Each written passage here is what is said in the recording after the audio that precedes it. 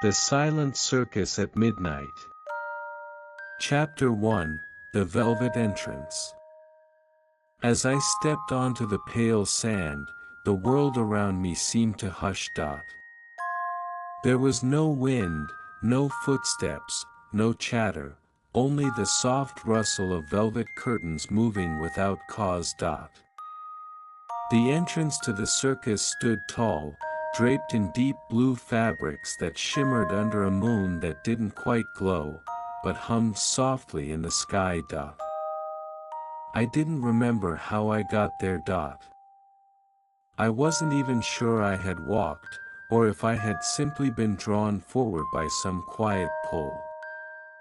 The air was thick with stillness, not heavy, but expectant, like a held breath.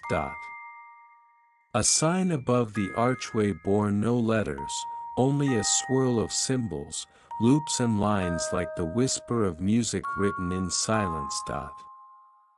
I reached out and touched the curtain. It was warm, as if the fabric had a memory, and it remembered hands like mine. With barely a push, the curtain parted, and I entered the world behind it. Inside, the colors were richer than anything I had known, purples that pulsed with soft light, golds that seemed to flicker in and out of time. The ground was covered in mossy velvet, cushioning each step as if I were floating. Booths lined the edges, unmanned but glowing gently. A carousel turned in slow motion, though no one rode it. Its horses had closed eyes, as if dreaming. I wandered slowly, soaking in the quiet marvels. A candy stand offered glowing sugar roses that sang with no sound. A tent flapped once, then stilled, its canvas painted with stories of forgotten moons and silent oceans.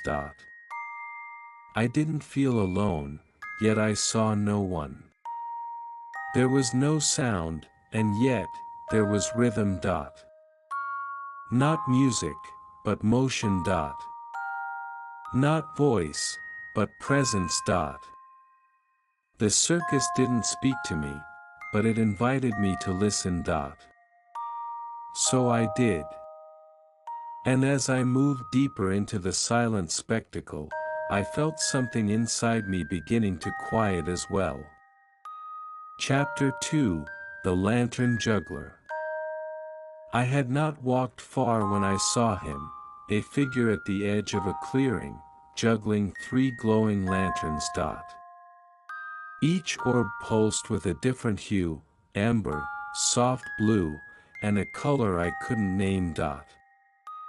They floated above his hands, not in arcs, but in smooth spirals that defied gravity. He made no noise, not with his steps, nor with the motion of his arms. Even his breath was invisible, like he had trained his very presence to be silent. I approached slowly, hesitant to disturb the rhythm. He didn't look up, but I felt as if he had noticed me long before I arrived. His coat was stitched from night-colored silk, trimmed with flickering threads of starlight. The lanterns seemed to respond to his thoughts, shifting their patterns subtly as I drew near. I wondered if he had a name, or if he had given it up to stay here forever. I didn't ask. I didn't need to. He turned, gently extended a hand toward me, not to shake, not to greet, but simply to share. A 4th lantern floated up between us, dim at first, then blooming softly with color. It hovered like a thought made real. I reached out, and it landed in my palm with no weight at all. It was warm, like memory. He nodded once, then turned back to his rhythm. 3 lanterns spun through the still air, and now I had mine. As I turned to leave, the lantern followed beside me, drifting like a tame firefly. No leash, no tether, only trust. I didn't understand how it worked. I didn't question it. In this place, logic was only one of many forgotten languages. The lantern lit my path with a steady pulse, not bright, not dim, just appropriate. As I continued on, I looked back once. He was still juggling. Still silent. Still there. And I realized something, he wasn't performing. He was simply being. And somehow, that was enough to fill the night. Chapter 3, The Tent of Floating Ribbons. The path beneath my feet turned soft, like walking across pressed petals or a memory of grass. The lantern beside me swayed gently, casting a warm ripple of color over the ground. Ahead, nestled between two enormous, silent trees, stood a tent. It shimmered, not like fabric, but like liquid moonlight held together by will alone. Its surface moved, faintly shifting with unseen currents, and from its seams, countless ribbons spilled forth. They danced in the air as if underwater, floating in spirals and soft arcs, without wind or strings. Each ribbon bore a pattern I couldn't quite decipher. Some were paisley, others script, some looked like entire landscapes compressed into silk. I stood at the edge, unsure whether to go in. But the ribbons reached for me, not in urgency, but in invitation. One brushed my shoulder, light as a sigh. Another wrapped around my wrist, loose and warm, like an old friend saying, "This way." I stepped through the opening. Inside, the air was different. Cooler, denser, but kind. The ribbons wove a maze, not of confusion, but of remembrance. Some carried scents, lavender, ink, old paper, warm bread. Others shimmered with memory, brief flickers of places I couldn't name but felt I'd once known. I walked slowly, allowing them to guide me. At times, I had to duck beneath a wide red banner that pulsed with gold letters in a language I didn't speak. Other times, I paused to touch one that hummed softly beneath my fingers, as if containing a distant echo of laughter. There were no walls, only layers of fabric, gently dividing the space into moments. At one corner, I found a ribbon that glowed faintly green. When I brushed it aside, I found a single chair. It sat beneath a canopy of blue and silver strands, as if in a snowless snowfall. I sat. The chair welcomed me, not as furniture, but like a pause. A rest, offered without demand. Above, the ribbon spun slowly, reflecting the light of my lantern, which hovered nearby like a quiet companion. I closed my eyes.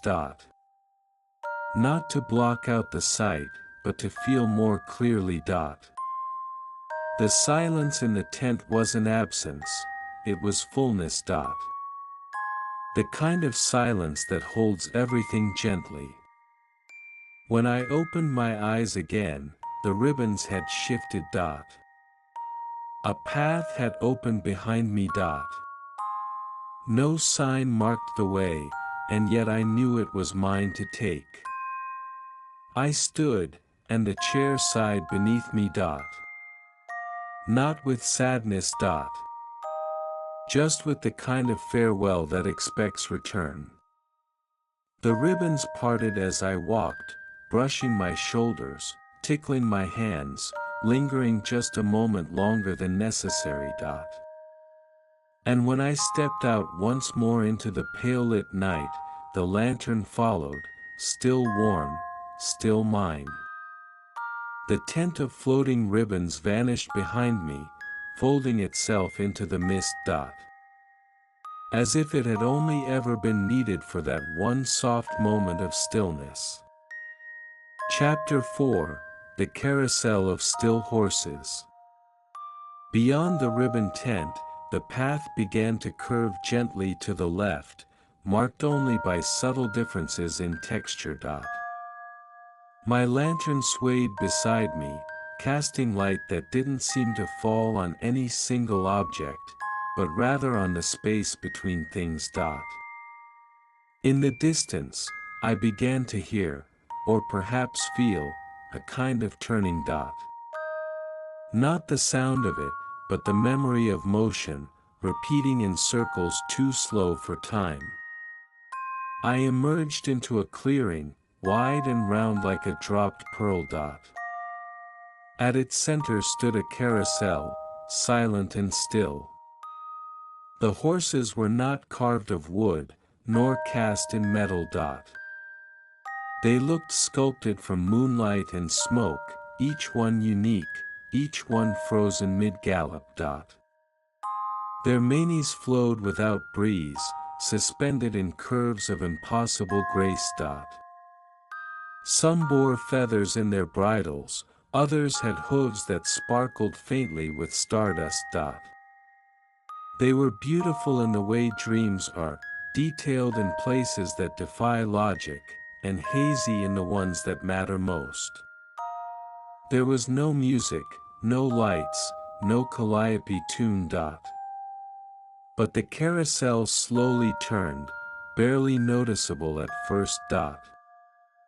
Its motion was so soft it could be mistaken for stillness, like the earth spinning beneath your feet.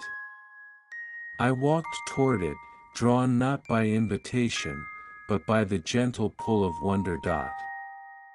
A set of steps curved up to the platform.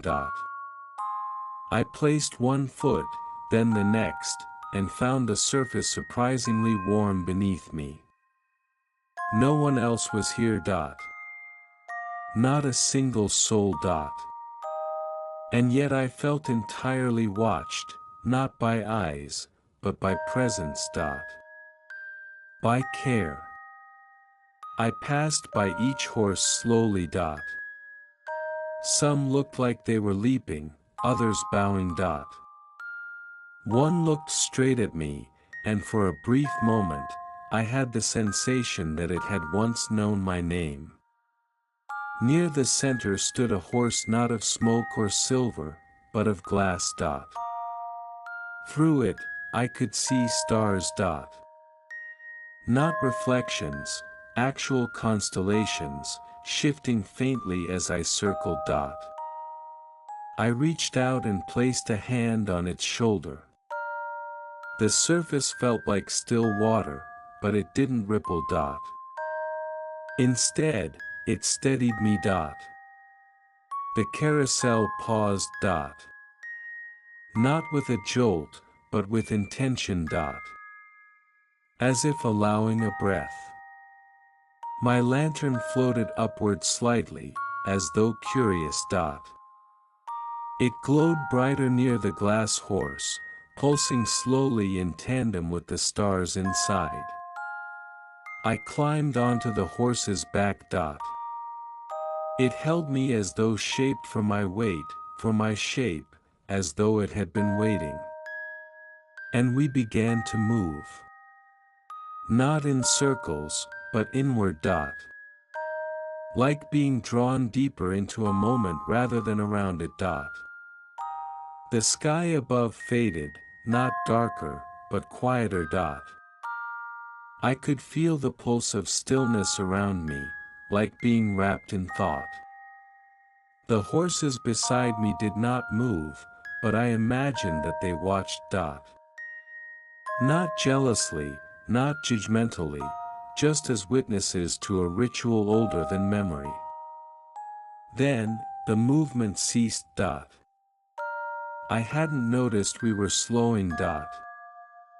I slid down gently, and the horse, my horse, seemed to shimmer in farewell. I stepped off the carousel and turned back. All the horses were still again. But I carried something now. Not a memory, but a softness inside the chest. A hush that lives in motion, when motion has learned how to rest. My lantern dimmed slightly, not from weariness, but respect. Together, we walked on, toward whatever waited next in the velvet night. Chapter 5, The Wordless Magician. The path grew narrower, folding softly between high hedges of whispering silver leaves. Though there was no wind, the foliage moved in slow waves, as if responding to something deeper than breeze, perhaps thought, or memory, or presence. My lantern glowed gently beside me, its soft light illuminating the delicate shimmer of each leaf's edge. As I walked, the hush around me deepened. The world became smaller, but no less wondrous. And then, ahead in the quiet, I saw a tent, tall, round, and cloaked in black velvet, dotted with tiny specks that mimicked constellations I couldn't name. There was no sign, no doorway, just an opening like a tear in the fabric of the world. I stepped through it, and the inside was dark, so dark that even my lantern dimmed respectfully, as if afraid to intrude. But slowly, light emerged. Not from above, but from the center of the space. There, standing in stillness, was the magician. He wore no hat. No cloak. No wand. His outfit was simple, linen that shimmered like morning fog, wrapped in flowing folds that moved without sound. His face held no expression, and yet I felt seen. Not judged or measured, but acknowledged. Accepted.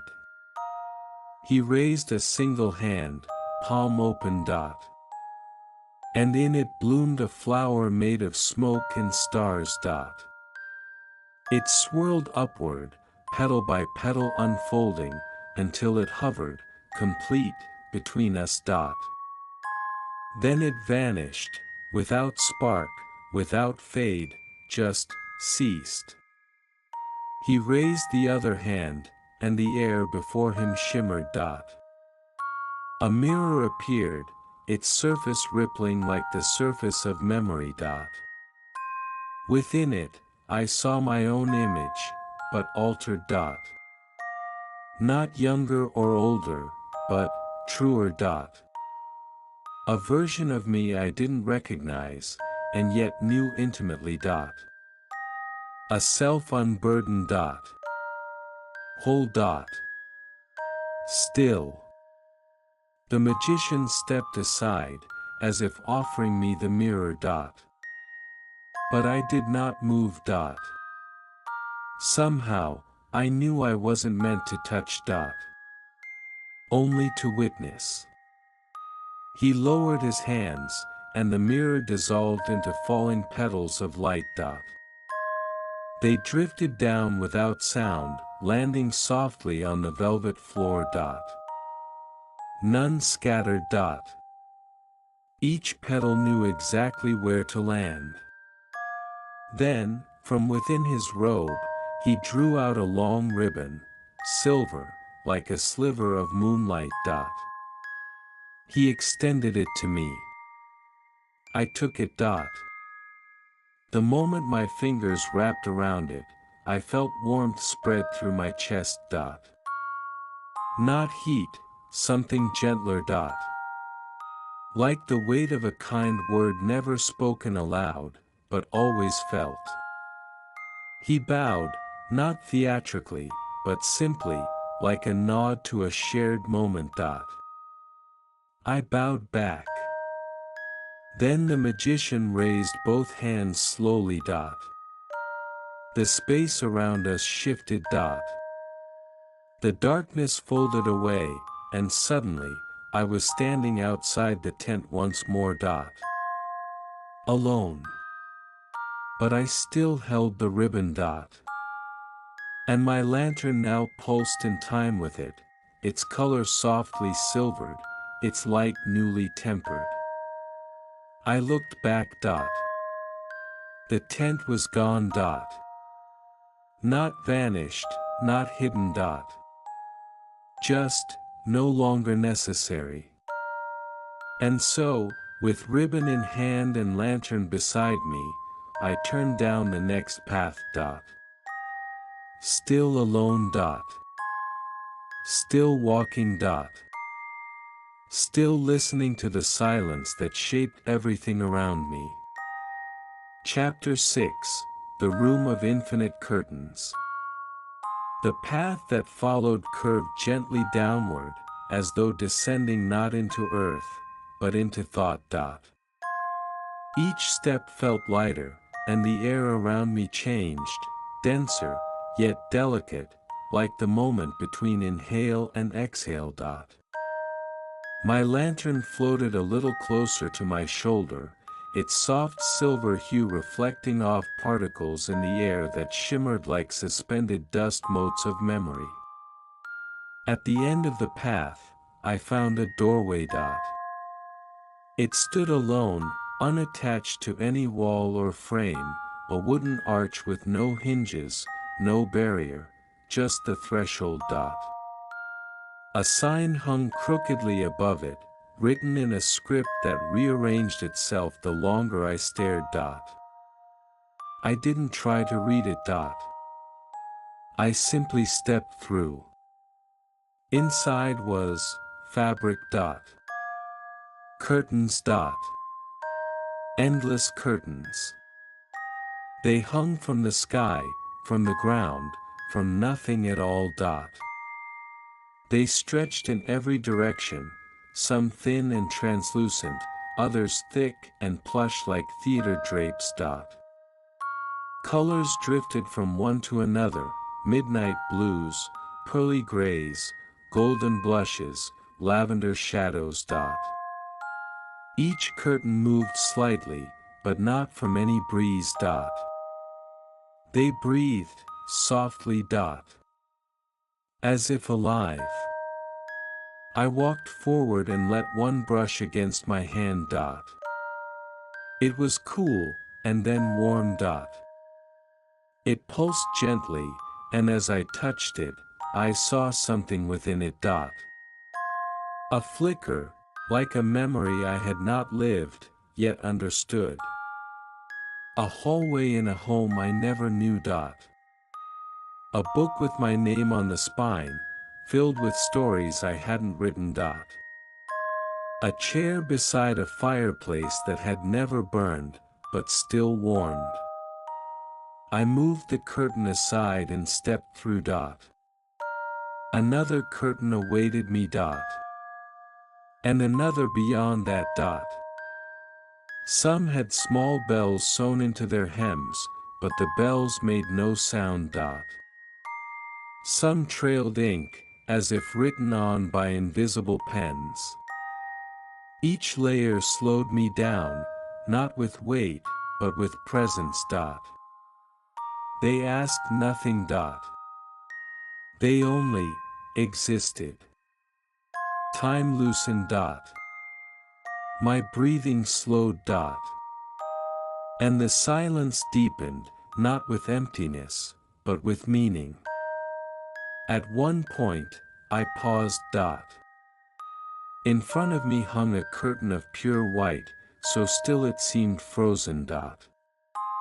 I reached out, but instead of pulling it aside, I simply stood there. And the curtain opened on its own. Beyond it was not a room, not a tent, not a space I could name. It was a feeling. Softness. Permission. A quiet that pressed no weight, only offered release. I closed my eyes and stepped forward. Nothing touched me, yet everything did. I felt like I was walking through pages. Through sighs. Through the folds of something sacred. When I opened my eyes again, the curtains were gone. I stood once more beneath the open sky of the silent circus, the silver ribbon still in my hand, my lantern floating beside me, now pulsing in gentle waves, as if breathing. And I realized I had not gone somewhere. I had gone inward. The circus was not a place. It was a journey made of softness and stillness. And I had many chapters left to wander. Chapter 7, The Mirror Acrobat. The air had changed again. There was a feeling, like walking into the edge of a dream still forming. Not disorienting, just curious. Like the world had taken a deep breath and was holding it, waiting to exhale. My lantern glowed steadily now, no longer leading or following, but floating beside me like a friend walking in rhythm. We passed beneath an arch of crystal trees, each branch perfectly still, yet sparkling as if mid-motion. And beyond them, nestled in a soft hollow of the ground, was a circular platform, surrounded by countless standing mirrors. Some were tall and thin, others wide and ornate. Some leaned slightly, others stood perfectly straight. None reflected me. Instead, they shimmered with other images, moments, places, perhaps even dreams that had drifted loose and found a home here. A sea made of feathers. A staircase descending into the sky. A child chasing a kite made of fireflies. And then, in the center of the circle, the acrobat appeared. I don't know where she came from. One moment, the space was empty. The next, she was there, balanced impossibly on the tip of one toe atop a mirrored pedestal. She wore no shoes. Her outfit was threads of light stitched into flowing form, and her movements were not like movement at all. They were pauses between stillness, each one carefully woven into the next. She leapt, but not up. She folded into the air, and the space made room. Not a sound came from her, nor from the mirrors around us. Yet I felt every shift, every breath she didn't take.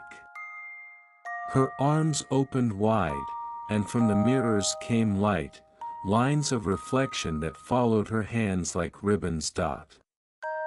She spun them, not like tools, but like thoughts.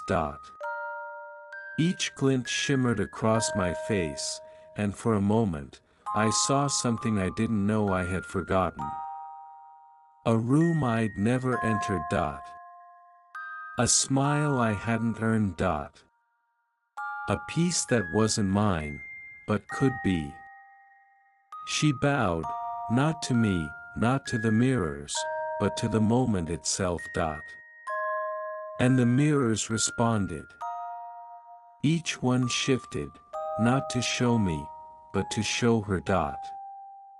And in them, I saw her dancing still, in infinite versions, each more delicate than the last dot. Some danced through clouds, some through water, some through empty libraries where books fluttered like birds. Then she still dot. The mirrors faded dot. And she turned to me. No words dot. No smile dot. Only a slight tilt of the head, like a question I had already answered. She reached out, not with her hand, but with her gaze dot. Inviting me to step into one of the mirrors. I hesitated. And then, I did. But not into glass dot. Into reflection dot. Into the space between what is seen and what sees. For just a moment, I was there, with her dot. And I understood something wordless. Balance is not a place dot. It is a practice dot. And silence is not the absence of sound dot. It is a space where meaning has room to bloom. When I stepped back, the platform was empty dot. The mirrors still stood dot. But now, they reflected only sky. I touched one, and it was warm. My lantern glowed again dot. The ribbon in my hand drifted lightly in the quiet air. And I walked on. Chapter 8, The Clock Without Hands. The path that led away from the mirrors was gentle, lined with low stones covered in moss so soft it looked painted on dot.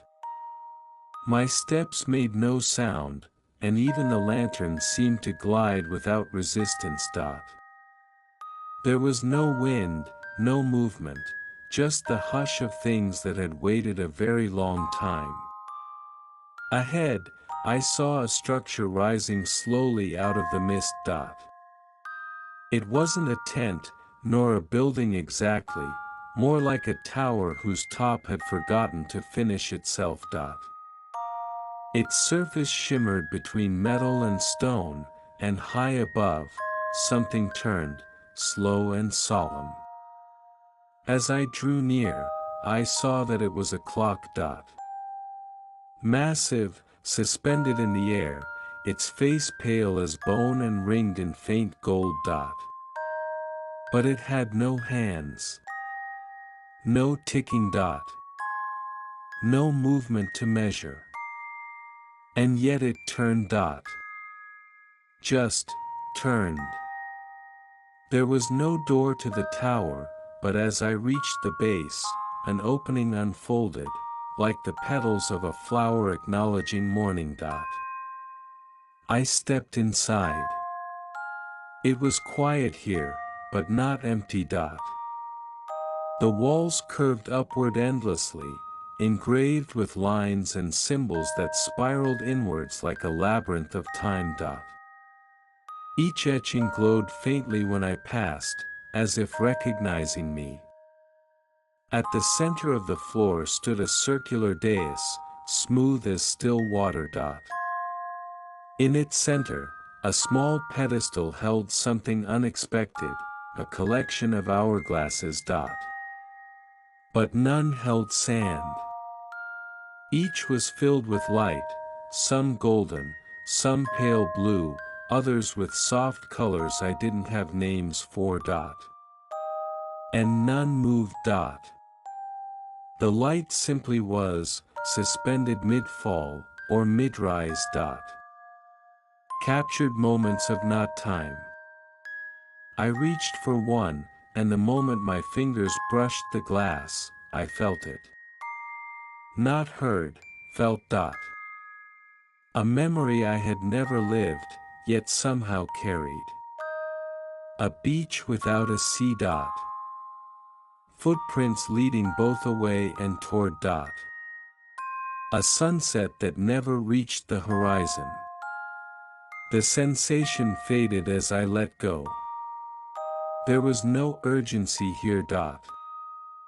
No need to measure or mark. The hands of the clock above did not turn because they were not needed. Time here was not linear. It was gentle. Circular. Kind. A presence stirred near me, though no figure appeared. It was the clock itself, perhaps, or the spirit of the tower. It did not speak, but something inside me understood. You are not late. You are not early. You are exactly when you are. I stood there for a long while. Or perhaps only a moment. The difference didn't matter anymore. When I turned to leave, the opening folded once more behind me. The clock above continued its slow revolution, content to turn without telling. And as I walked away, my lantern shone with a new hue, faint bronze, like old sunlight. The ribbon in my hand fluttered gently, as if stirred by a thought rather than a breeze. Time did not pass in this place. It simply listened. And I, too, was learning how to listen. Chapter 9, The Feather Maze. The path ahead dissolved into softness. Beneath my feet, the ground shifted, not to stone, nor sand, but to something light. Each step pressed into a surface that gave slightly, rising again as if untouched. As I looked down, I saw feathers. Not scattered or strewn, but layered in intricate patterns, like scales on a sleeping bird. The world grew hushed again, even more than before. Not silent in absence, but in presence, a fullness of quiet that had weight, but no burden. My lantern hovered lower, casting a soft shimmer across the downy path. In the distance, walls began to rise, formed not of brick or curtain, but of feathers woven so closely together they became solid. They towered high, shifting gently with unseen motion, forming corridors that twisted and curved like thought itself. It was a maze. But one that did not threaten, only invited. A place meant to be wandered, not solved. I entered without hesitation. Each passage was lined in feathers of a different hue, some snowy white, others ink black, others shimmering with faint iridescence.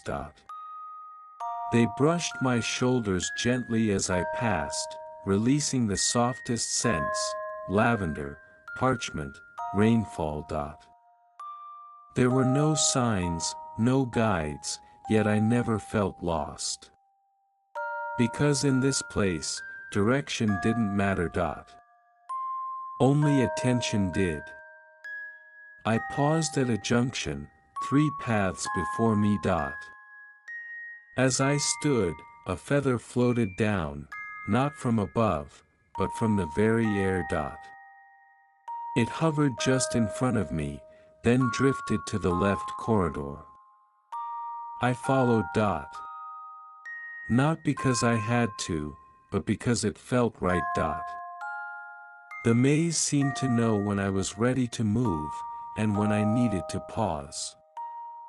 At one turn, I came upon a small alcove, round, soft, with a single stool made entirely of bundled quills. I sat. The feathers around me responded, folding inward slightly as though to listen. And so, I offered them silence in return. In that hush, I felt something within me loosen.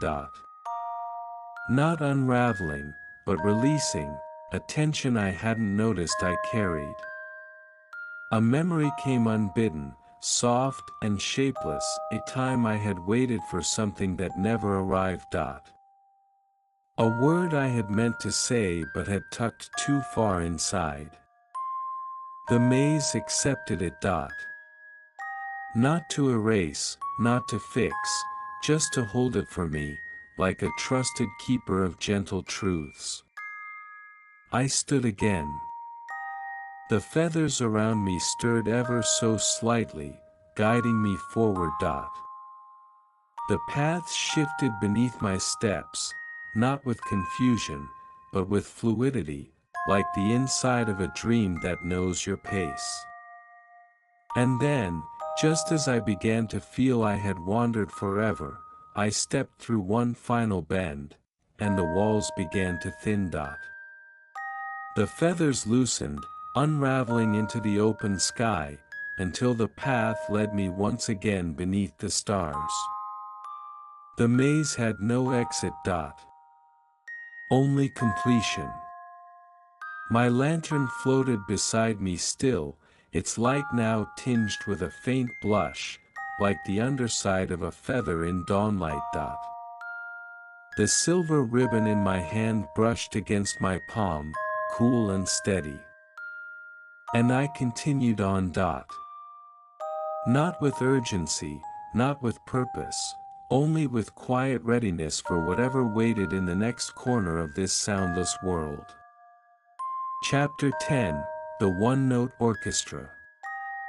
The path led me into a grove of trees with leaves the color of rusted gold. They shimmered, though they did not move. Their branches stretched high, like arms reaching toward a moon that wasn't there. And in the center of this quiet forest stood a circular stage, carved into the earth as though it had always belonged. Atop the stage sat an orchestra.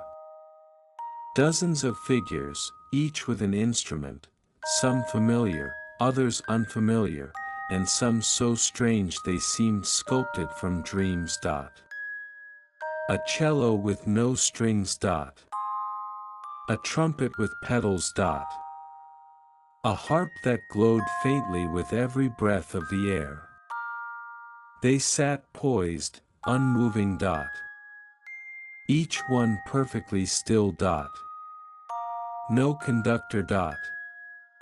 No audience but me. And yet, the air was alive with anticipation. I approached slowly, my lantern hovering just above my shoulder, casting a wide pool of light across the stage. Not a single figure turned their head, but I felt seen, thoroughly, peacefully seen. Then, as if by signal, one of them moved. It was the violinist. She raised her bow. Drew it across the strings. And from it came a single, sustained note. Clear. Round. Soft. And infinite. The sound did not echo. It did not climb or fall. It simply was, a tone suspended perfectly in time and space. The others did not join in. They simply sat. Eyes closed, instruments ready, but unmoving. And yet, I felt the music growing, not in complexity, but in presence. As though each musician was adding something invisible to that one, unwavering note. Emotion. Memory. Stillness. I sat at the edge of the stage. Not daring to breathe too deeply. The note touched something deep within me. A place where sorrow and joy became indistinguishable. Where silence and sound were two sides of the same hush. I closed my eyes, and for a moment, I was not watching, I was within. I was the bow dot. I was the string dot. I was the quiet beneath the note. Time became water dot. Thoughts became feathers dot. And I, simply, became. When I opened my eyes, the note still hung in the air, but softer now dot. Not fading, resting. The violinist lowered her bow. The orchestra bowed in unison, though none had played dot. And I understood. Sometimes, one sound is enough dot. When it carries the weight of presence, no more is needed. I rose dot. The stage remained dot. The figures stilled again. My lantern shimmered with a soft golden pulse now, its color deepened by resonance dot. The ribbon in my hand had curled slightly, as if reacting to some unspoken harmony. I bowed gently toward the stage and turned to walk on. The trees made no sound dot. The world did not cheer dot.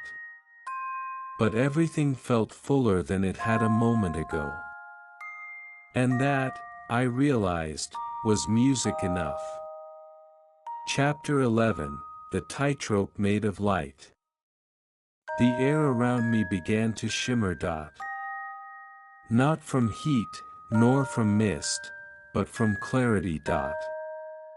It was as though the world had become glass, and I was walking gently across the inside of a reflection. The path narrowed, then vanished entirely dot. Ahead, suspended in midair between two towering poles of silver, was a tightrope dot. But it wasn't rope. It was light. A single strand of luminous thread, stretching across a vast chasm of nothing dot. There was no bottom, no horizon, only pale dusk beneath and starlit shadow above. The lantern at my side paused dot. It floated slightly ahead, then turned back toward me, waiting dot. It did not push dot. It simply hovered, patient, constant. I approached the edge. The moment my foot hovered above the glowing line, I felt it, not with my skin, but with something deeper dot. Balance, not in body, but in awareness dot. The quiet knowledge that every step was part of a rhythm older than time. I stepped onto the light. It held me dot.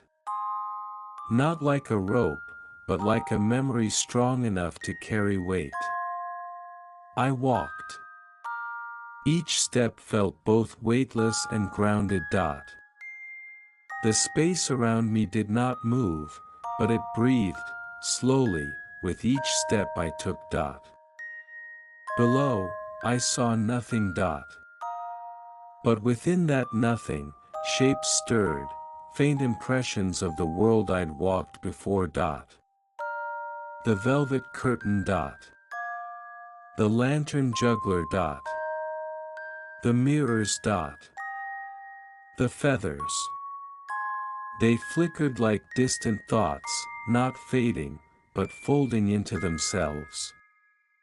Halfway across, I paused. The lantern floated beside me again, and for the first time, it whispered. Not in words dot. Not in sound dot.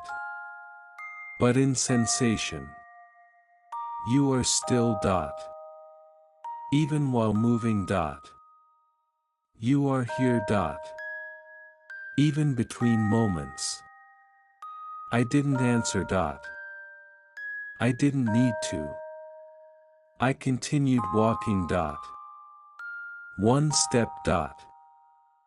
Then another. And with each, The light beneath my feet shimmered, not brighter, but deeper, as if recognizing trust. Finally, I reached the other side. No applause. No announcement.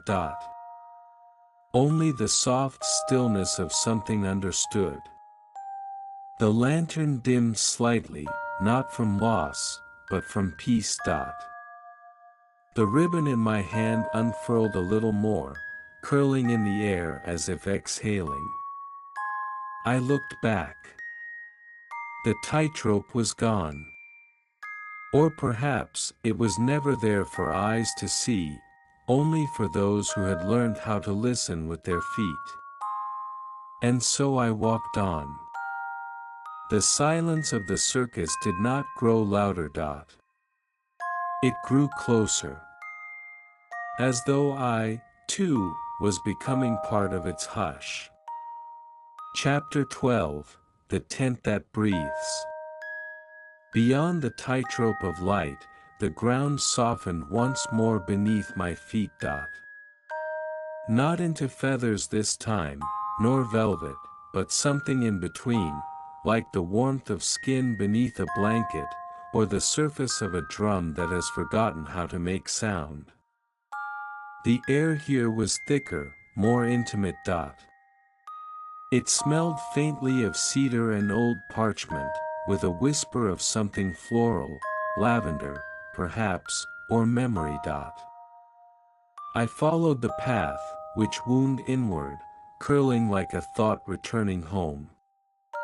And then I saw it. The tent. It rose not from the ground, but from breath. Each panel swelled slightly in and out, as if inhaling the quiet night and exhaling the calm of its own rhythm. It shimmered not with color, but with presence, its walls pulsing gently in time with the space around it. There was no door. Just a single fold in the fabric, gently parted, waiting for my arrival. I stepped inside. The interior was vast and circular, yet felt close, as though the walls leaned in gently to hear my thoughts. The floor was soft and warm, like moss kissed by morning light.